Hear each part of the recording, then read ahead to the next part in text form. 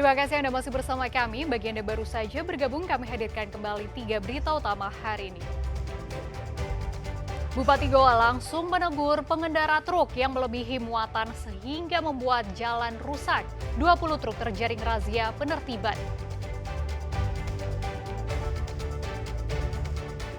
Seorang mahasiswi yang tengah berwisata tewas terseret air bah di Sungai Sapana Maros. Jasad korban ditemukan 6 km dari awal korban jatuh ke sungai. Sejumlah calon haji lansia asal Bulukumba tersesat saat pulang dari masjid ke hotelnya di kota Madinah, Arab Saudi.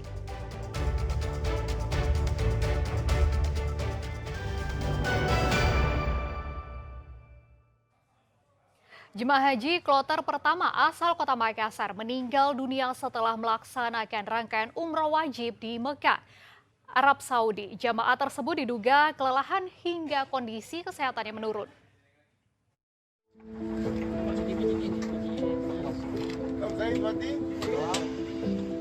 Amirah Taimah, 68 tahun, wafat di Rumah Sakit Qadar, Mekah, Arab Saudi pada pukul 6.50 waktu Arab Saudi, Selasa pagi. Jemaah yang tergabung dalam kloter 1 merupakan warga Kecamatan Tamalan Rea, Kota Makassar. Jenazah langsung dimakamkan di Makam Al-Saraya, Mekah.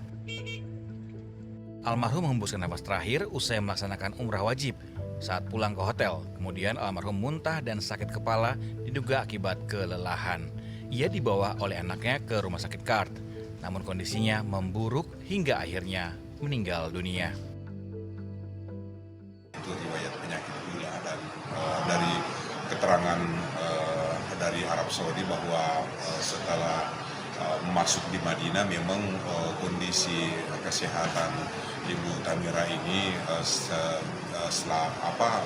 menurun terus, yang pada akhirnya ya melakukan rangkaian umroh wajibnya sehingga dia tidak sadarkan diri dan PPIH Embarkasi Makassar pun mengimbau agar para jemaah tetap menjaga kondisi kesehatan dengan tidak melakukan kegiatan yang tidak wajib dalam rangkaian ibadah haji saat berada di Tanah Suci. Raisa Habu melaporkan dari Makassar. Sejumlah calon haji lansia asal Indonesia tersesat saat pulang dari masjid ke hotelnya di kota Madinah, Arab Saudi. PPIH mengimbau agar jemaah lansia tidak keluar sendiri tanpa pendamping. Jalan saya sini mau kemana? Ayo saya anterin. Inilah video saat seorang haji berusia 80 tahun asal Kabupaten Bulukumba, Sulawesi Selatan tersesat usai pulang dari Masjid Nabawi, Madinah.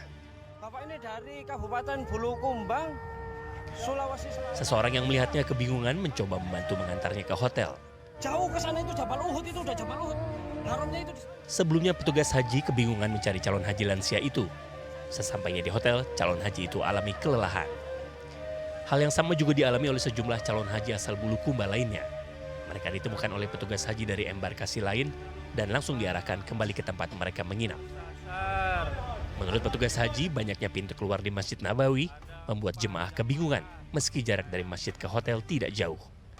Petugas mengimbau agar jemaah calon haji tidak keluar sendirian, khususnya para lansia.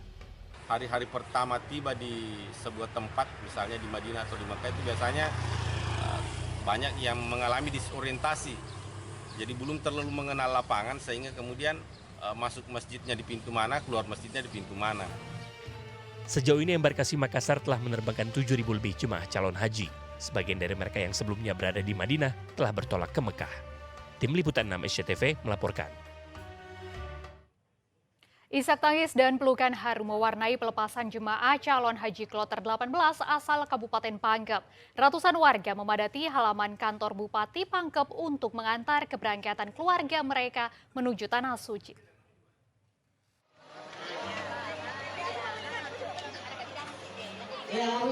Para pengantar berdesakan sejak pagi demi melepas kepergian orang tercinta.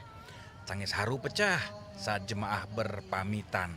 Suasana haru tak terelakkan terutama bagi keluarga yang harus merelakan orang tua atau pasangan mereka untuk menunaikan ibadah haji. Sebanyak 114 calon jemaah haji diberangkatkan dari Kabupaten Pangkep menuju asrama Haji Sudiang Makassar pada Selasa siang. Tradisi mengantar langsung ke asrama haji telah menjadi kebiasaan turun-temurun masyarakat Pangkep sebagai bentuk dukungan moral dan doa. Para pengantar juga berharap jemaah dapat menjalankan ibadah dengan lancar dan kembali ke tanah air dalam keadaan sehat dan selamat. Sebenarnya sedihnya sudah dari tadi malam.